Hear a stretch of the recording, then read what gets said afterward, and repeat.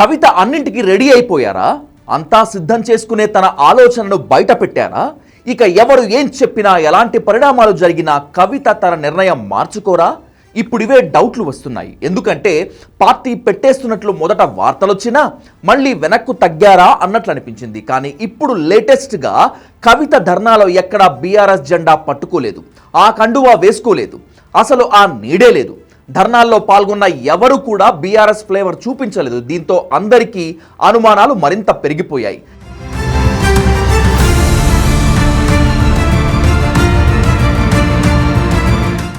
కానీ ధర్నా చేసింది కేసీఆర్కు కాళేశ్వరంపై వేసిన కమిషన్ నోటీసులు ఇవ్వటాన్ని వ్యతిరేకిస్తూ అంతా జాగృతి కండువాలు వేసుకొని చేశారు.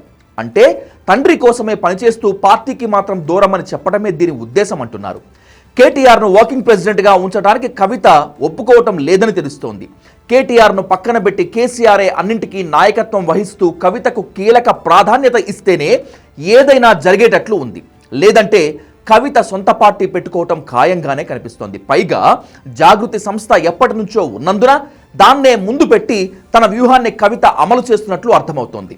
మరోవైపు ఆంధ్రజ్యోతి రాధాకృష్ణ తనపై చేసిన ప్రచారానికి కౌంటర్ అన్నట్లుగా కవిత తన ప్రతి కార్యక్రమంలోనూ కాంగ్రెస్ పైనే అటాక్ చేస్తోంది.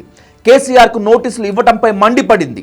అది కాళేశ్వరం కమిషన్ కాదని కాంగ్రెస్ కమిషన్ అని సీరియస్ కామెంట్ చేసింది. ఇలా కవిత తన ద్విముఖ వ్యూహాన్ని సక్సెస్ఫుల్గా ఎగ్జిక్యూట్ చేస్తోంది. అయితే కవిత కార్యక్రమాల్లో బీఆర్ఎస్ నేతలెవరూ పాల్గొనటం లేదు. ఈ విషయంలో కేసీఆర్ ఆదేశాలు ఇచ్చినట్లు తెలుస్తోంది. ఇది కూడా చర్చనీయాంశంగానే మారింది. కేసీఆర్ కోసం పెట్టిన కార్యక్రమంలో పాల్గొనవద్దని కేసీఆర్ఏ చెప్పటం ఏంటని ప్రశ్నిస్తోంది కవిత వర్గం. ఇక బీజేపీని మాత్రం కవిత ఏమీ అనకపోవటం మరింత సందేహాలను పెంచుతోంది. ఇప్పటికే కవిత వెనుక బీజేపీ ఉందని కాంగ్రెస్ ఆరోపిస్తోంది. దానికి తగ్గట్టుగానే కవిత ఏ విషయంలోనూ ఏ సందర్భంలోనూ బీజేపీపై మాత్రం కామెంట్ ఏమీ చేయట్లేదు. కేవలం కాంగ్రెస్నే టార్గెట్గా పెట్టుకుని అటాక్ చేస్తోంది. కొందరు ఎమ్మెల్యేలతో కాంగ్రెస్లో చేరతారని వస్తున్నటువంటి ప్రచారాలు కూడా అబద్ధమే అనేలా కవిత కార్యాచరణ చూపిస్తోంది. మొత్తం మీద కవిత అయితే బయటకు రావటం ఖాయమే అని అనిపిస్తోంది. బయటకంటూ వస్తే సొంత పార్టీ పెట్టి ఆ తర్వాత బీజేపీతో అలయన్స్ పెట్టుకునే ఛాన్స్ గట్టిగానే కనిపిస్తోంది. బీఆర్ఎస్గా అయితే బీజేపీతో ఎలాంటి అలయన్స్లు అండర్స్టాండింగ్లు ఉండవనే తెలుస్తోంది. ఎందుకంటే బీజేపీ రాష్ట్ర నాయకత్వం అందుకు సుముఖంగా లేదంటున్నారు.